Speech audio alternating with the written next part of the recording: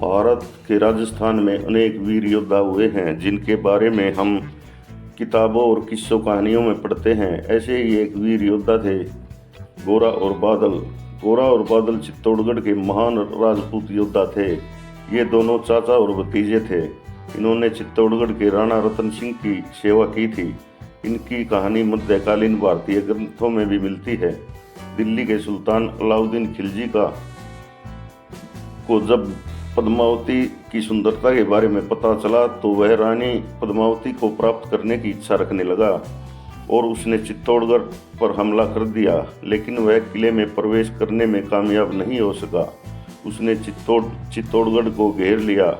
उसने राणा रतन सिंह के सामने संधि की शर्त रखी कि एक बार रानी पद्मावती की झलक दिखा दो, मैं वापस दिल्ली लौट जाऊंगा। लेकिन राजपूतों को यह मंजूर नहीं था। खिलजी धोखे से राणा रतन सिंह को बंदी बना लेते हैं। वे चित्तौड़गढ़ में पैगाम भिजवाते हैं कि रानी पद्मावती को यहाँ भेज दो तो मैं राणा रतन सिंह को छोड़ दूंगा। रानी पद्मावती ने गोरा और बादल को यह शर्त बताई तो दोनों राजपूत वीर योद्धा आक्रोश में भर गए। वे दोनों महान लड़ाके थे, इसके साथ ही वे चालाक भी थे। उन्होंने राणा रतन सिंह को मेवाड़ लाने का प्रण किया और पालकियों में वीर राजपूत सैनिकों को बैठाकर दिल्ली की ओर कूच कर गए। उधर अलाउद्दीन खिलजी को जब यह खबर मिली तो वह खुश हो गया कि रानी पद्मावती आ रही है। पालकियां जब किले में पहुंची तो अलाउद्दीन को संदेश भिजवाया गया कि रानी राणा रतन सिंह से मिलना चाहती है। अलाउद्दीन ने तुरंत ये बात मान ली। उसे क्या पता था कि पालकियों में वीर राजपूत योद्धा हैं। गोरा और बादल ने देर न करते हुए महाराज रतन सिंह को अलाउद्दीन की कैद से छुड़वा लिया और किले से निकल गए। गोरा ने बादल से कहा कि मैं महाराज को चित्तौड़गढ़ ले जाता हूं और तुम अलाउद्दीन की सैनिकों को आगे मत बढ़ने देना। और वे महाराज रतन सिंह को साथ लेकर चित्तौड़गढ़ की ओर बढ़ चले।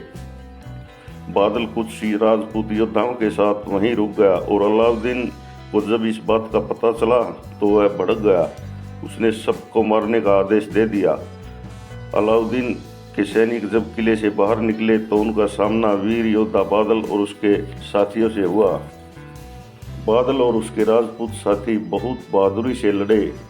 उन्होंने खिलजी की सेना को आगे बढ़ने नहीं दिया। बादल को लड़ते हुए पेट और सिर में तलवार लग जाती है, परंतु उसने इसकी परवाह नहीं करते हुए बहादुरी से लड़ते रहे और वीरगति को प्राप्त हुए। उधर महाराज रतन सिंह चित्तौड़गढ़ पहुंच जाते हैं। इस बारे में जब खिलजी को पता चलता है तो वह बहुत बड़ी सेना लेकर चित्तौड़गढ़ को घेर लेता है और चित्तौड़ पर आक्रमण कर देता है। राजपूत वीर योद्धाओं ने केसरिया वस्त्र धारण किए और वे युद्ध भूमि में पहुंच गए। बड़ी वीरता और बहादुरी से लड़ते हुए वे शहीद हो गए। उधर जब यह समाचार रानी पद्मावती को मिला तो उन्होंने जौहर ज्वाला जलाई और 16,000 दासियों के साथ जौहर ज्वाला में कूद गई। जब अलाउद्दीन खिलजी वहां पहुंचा तो वहां उसे कुछ नहीं मिला। ऐसे थे राजपूत योद्धा गोरा और बादल, जिनका वर्णन ग्रंथों में भी मिलता है। धन्यवाद।